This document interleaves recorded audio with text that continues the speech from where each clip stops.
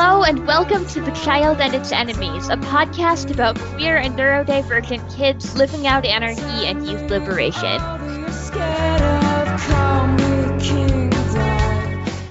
Here at The Child and Its Enemies, we believe that youth autonomy is not only crucial to queer and trans liberation, but to anarchy itself. Governance is inherently based on projecting linear narratives of time and development and gender onto our necessarily asynchronous and atemporal queer lives. And youth and teens are at the center of this form of oppression. Our goal with the podcast is to create a space by and for youth that challenges all forms of control and inspires us to create queer, feral, ageless networks of care. I'm your host, MK Zariel. I'm 15 years old, and I'm the youth correspondent at the Anarchist Review of Books, author of Debate Me Bro, and organizer of some all-ages queer spaces in my city and online. With me today is Isabelle Santin of Chosen Few Software. Hello, Isabelle. Hello there. My name is Isabelle, but you can call me Isa. I go by she, her, and they, them pronouns, and primarily help as a facilitator/leader of the Madison Area Transgender Association. Within that organizing space, I've helped to foster social connections between transgender adults living in the Madison, Wisconsin area, provide technical assistance for projects such as the yearly Holiday Trans Care Package Drive, and more recently aid my teammates with critical decision-making for local queer events such as the Trans Joy event. Apart from volunteering for MATA, I'm self-employed as the HOO of my own software brand, Chosen Few Software, which I hope to eventually convert into a successful business venture and use as a leading example of how the software industry can become an agent of positive change in the real world. So you founded the tech company Chosen Few Software, correct? And y'all are predominantly youth and teen space? Indeed, I founded Chosen Few Software initially as a way for me to self-publish my software applications in a way that was recognizable and visible in online spaces I participated in. I created the brand before coming out as a transgender woman in 2022, and I must say, my overall vision for what I want to achieve through the enterprise changed significantly alongside me. Before coming out, the brand lacked two crucial components of successful branding: mission and focus. In a way, accepting my own truth and identity helped my brand find an identity of its own. My vision for Chosen Few Software is to not only inspire, but actively cultivate positive change purely through the software engineering process. This is represented by our motto of changing the world, one line of code at a time. Furthermore, as a young expert in my field, I'm using my brand to build a platform for amplifying youth voices. A great example of this is Chosen Few's very own Voices audio blog, which releases monthly with a focus on creative writing and sharing the inspiring voices of tomorrow.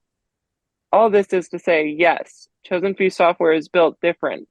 We strive to create a space where young engineers and creatives, including myself, can not only share those crazy big ideas, but also be given the resources to implement them in a real, meaningful way. What has it been like to be a youth-led and trans-liberationist organization in tech spaces? Because when I think about the mainstream tech scene, I tend to picture broy straight men on their computers, as I'm sure a lot of our listeners do, but of course, tech is for everyone. And it seems like what you've created with Chosen Few is collective and queer and a negation of all that straightness is. For all intents and purposes, I have seniority in my field, namely software engineering. However, due to my relatively young age, and because I'm a woman, I'm not taken as seriously as I should be, at least by my older peers. I find myself constantly going against the grain, against the advice of the older generation. I'll hear, that'll never work, or you shouldn't approach it that way. I use this as my very reason for leading the Chosen Few. Our method is risky, it's experimental, always treading into unproven grounds, but always through ingenuity and a shared sense of purpose of taking on big challenges, we define our own successes and achieve our goals. Now, I do realize that makes my company very unattractive to invest in, but at this stage in the brand's development, my goal is more to fulfill myself and my team creatively rather than be profitable or even break even at that point. The most important thing to me right now is not the money and logistics, but the vision, making our dreams come true. Because the only thing between hopes and dreams and positive change is the willingness to act towards it. So, as a younger person, did you ever get to access tech spaces like this that were so age and gender inclusive? What about community organizing spaces? Were you ever into transhumanism or anything else at the intersection of queerness and anarchy and technology? When I was much younger, I was very much a lone wolf. I had a very few close friends through public school and later on online school, but I found it quite difficult to relate to my peers in terms of maturity. In a lot of ways, I was less mature than other kids around me because of my ADHD. But in a lot of other ways, my ability to hyperfocus and my talent for mathematical and computational thinking made me unrelatable to my peers, who barely grasped a lot of the abstract thinking that computer programming requires. That said, I'm privileged. My parents ensured that I always had access to the technology, software, and educational resources I needed to fully explore my interests and goals.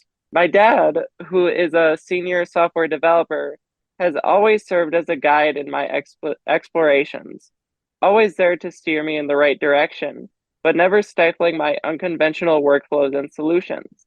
In this sense, my parents served to create learning spaces around me in ways that encourage the natural progression of my tech related skills. I've only ever been involved in queer organizing spaces since I came out in 2022, and by that point, I was well into what is legally considered adulthood. I'm so sorry about that lack of inclusion when you were younger. As a fellow ADHD person, I can attest to the many challenges of having an ungovernable mind in a controlling society, especially as a kid.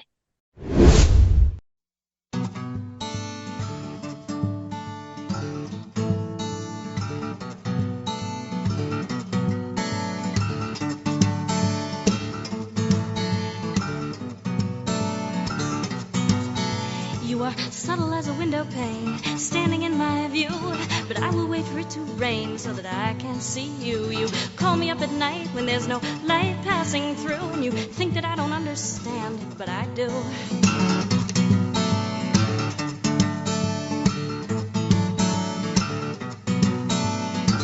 We don't say everything that we could so that we can say later, oh, you misunderstood. And I hold my cards up close to my chest. I say what I have to and I hold back the rest. Cause someone you don't know is someone you don't know. Get a firm grip, girl, before you let go. For every hand extended, another lies in wait. Keep your eye on that one, anticipate.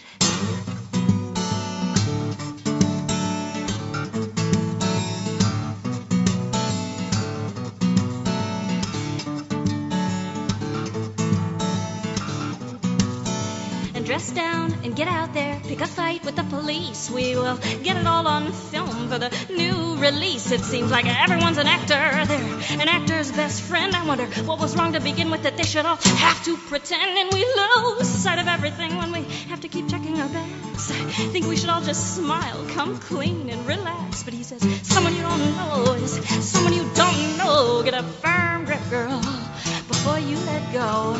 For every hand extended, another lies in wait. Keep your eye on that one, anticipate.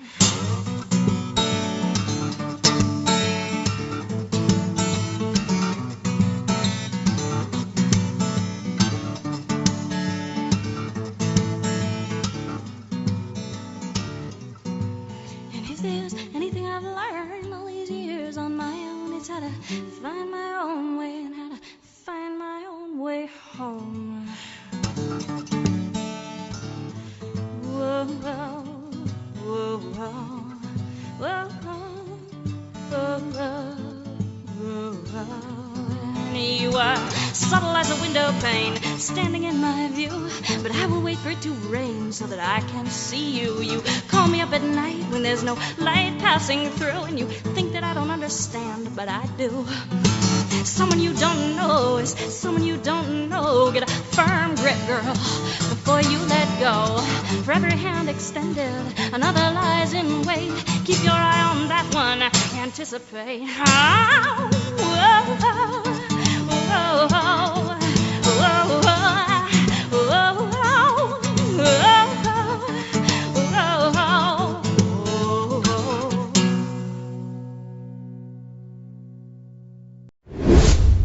listening to a Channel Zero Network podcast. The Channel Zero Network is a decentralized network of anarchist podcasts bringing you analysis of current events, media criticism, rebellious music, interviews with academics and authors, how-tos, and so much more. This is The Final Straw Radio, a weekly anarchist and anti-authoritarian radio show broadcasting out of occupied Salagi land in southern Appalachia. Hello, and welcome to Live Like the World is Dying, your podcast for what feels like the end times. I'm your host, Margaret Killjoy. What's up, y'all? I'm Pearson, host of Coffee with Comrades. You've been listening to Rebel Steps. I'm your host, Liz. Believe in yourself, trust one another, and get organized. Hello, this is Linda. You're listening to Subversion 1312 on the Channel Zero Network.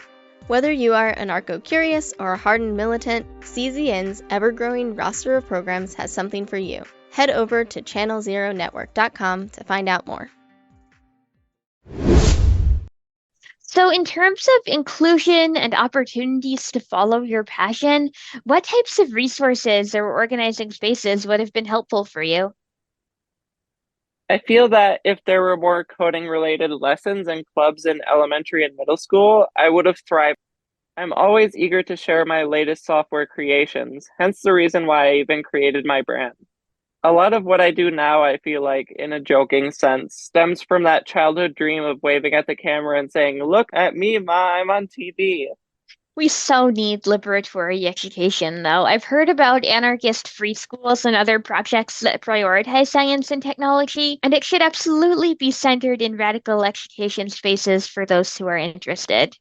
In fact, this could even be an argument for unschooling and homeschooling. Outside compulsory education, kids and teens are more free to follow what brings us queer jouissance, whether that's technology or anything else. So about that sharing of software creations and that look at me, mime, TV kind of moment, can you tell me more about Chosen Few? What kind of software do y'all make? And how can our listeners connect with their software if they want to use it? That's an interesting question. In short, we're still figuring it out. We have a few open source projects that we maintain for absolutely free. But to support the development of those projects, we have a few very niche software products that we currently offer via subscription to our Patreon page. The biggest one at the moment is Save, the software analog video emulator. Think about how many times you've seen that cheesy fake VHS filter used in YouTube videos. Now think about what it might be like if that filter that everyone used actually looked good and authentic. That's the major design goal for Save. At the moment, the product has made dozens of sales and has a few features that we've developed as stepping stones to the bigger goal of the full VHS tape emulation. What makes our product different, however, is the fact that it mathematically models the real electric signals that transform and move through analog video equipment, such as VCRs and tape cameras. It's a really unique product, and there's nothing else out there really quite like it. Also on the horizons is Surge, our custom image format for the web that serves as Chosen Few's response to the global issue of bandwidth disparities. A lot of marginalized and developing communities across the globe, people have limited access to rich educational resources such as high-quality videos, podcasts, and images. Surge for the web is basically a custom image format that we designed to solve this problem, not by making images smaller, but by creating a way for them to display sooner and in lower resolution. The format allows for dynamic, on-demand downloading of just enough image content to keep interactive web pages usable and accessible for people with low bandwidth connections. Information about both projects is available right now at chosenfew.software, so check it out. That is all so cool, and I'm sure so many of our listeners will love to check all that out. So what makes Chosen Few so inclusive for youth and teens? Like, in my experience, hacktivist type of spaces tend to be mostly adult professionals, yet they're supportive of youth who are just getting into tech, or need help with our digital security, or just want to be an anarchist community. Given the increased digital surveillance on trans kids, as well as anyone trying to access reproductive health care and so many other marginalized communities, multi-generational spaces that can actually support kids and teens with our tech-related concerns have never been more important. I know there are probably some anarchist tech people listening who would love to make their tech spaces actively youth liberationist, and it's so awesome that y'all are.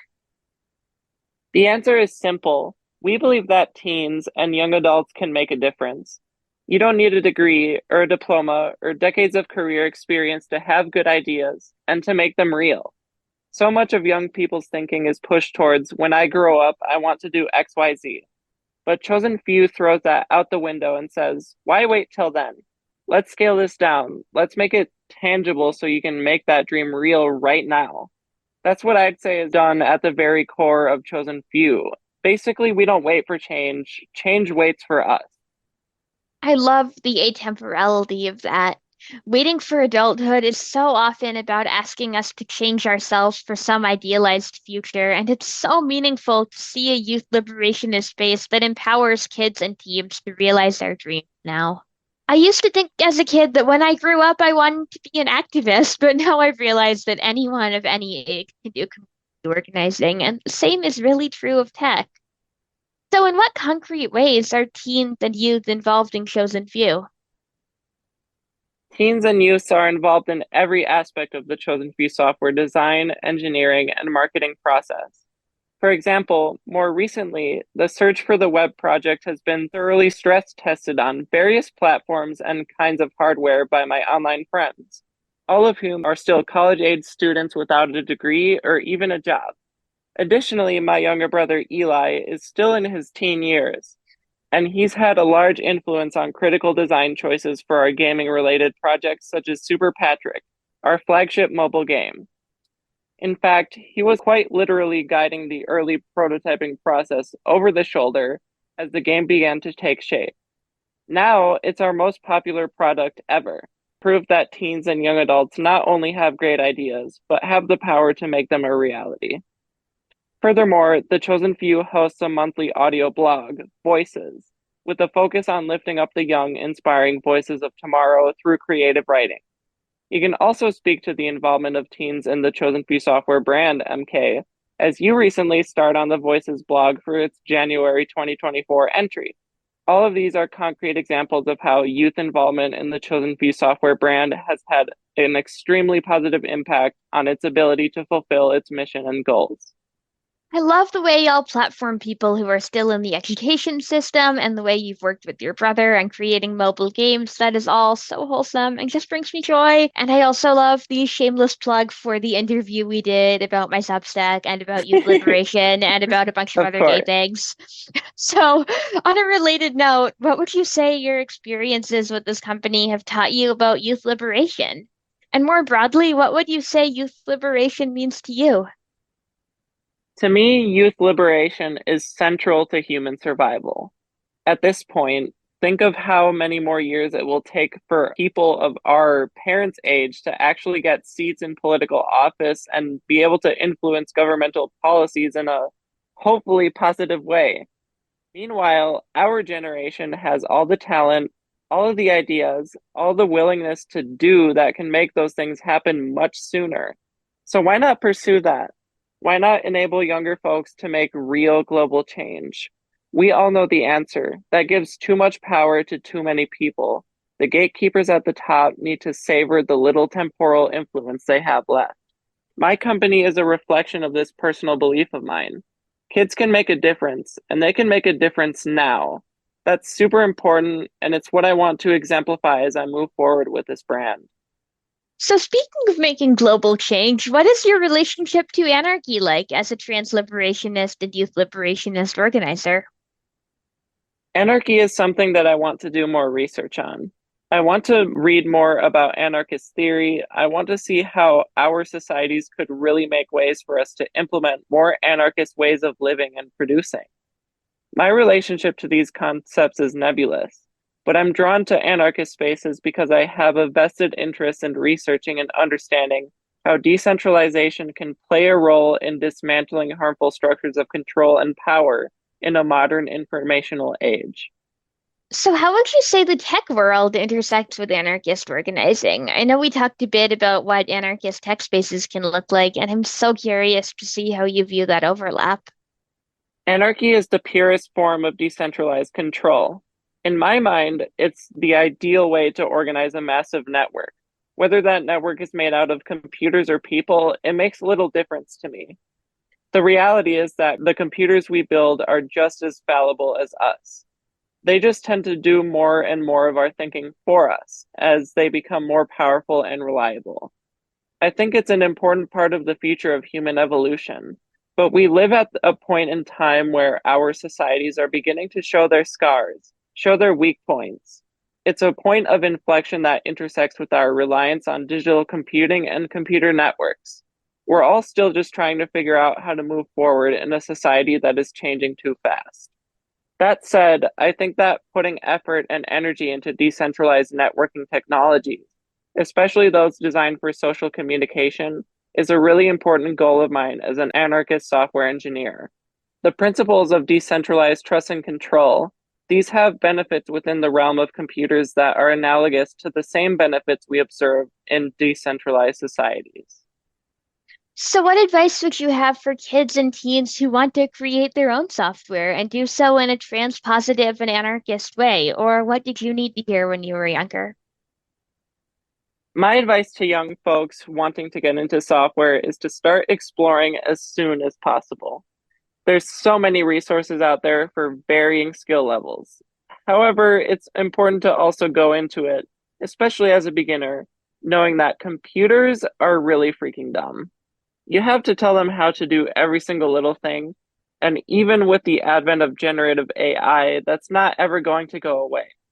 So it's about learning a new model of thinking, restructuring the way you solve problems so that it fits into the mold of what computers are capable of handling. In other words, don't be afraid to take chances, make mistakes, and get messy. Errors will occur all the time. It's what makes us human. That idea of tech as iterative is also so true of anarchy. I love the idea that our imperfections are human and beautiful, and that software can be accessible for anyone. So, speaking of making software, specifically your software, accessible for everyone, do you have any shameless plugs that you'd like to share? Totally. Visit our website, type chosenview.software into any browser, and you'll find it. You can also find the CFS brand on Facebook, YouTube, and Twitter. I refuse to call it by the new name, by the way. Thank you so much for sharing your youth liberation journey. If you want to learn more or join us on Discord and Signal, our website is thechildanditsenemies.noblogs.org. I'm MK Zariel. This has been Isabelle Santin, and you're listening to The Child and Its Enemies, now a proud member of the Channel Zero Network. Bye, everyone. Thank you.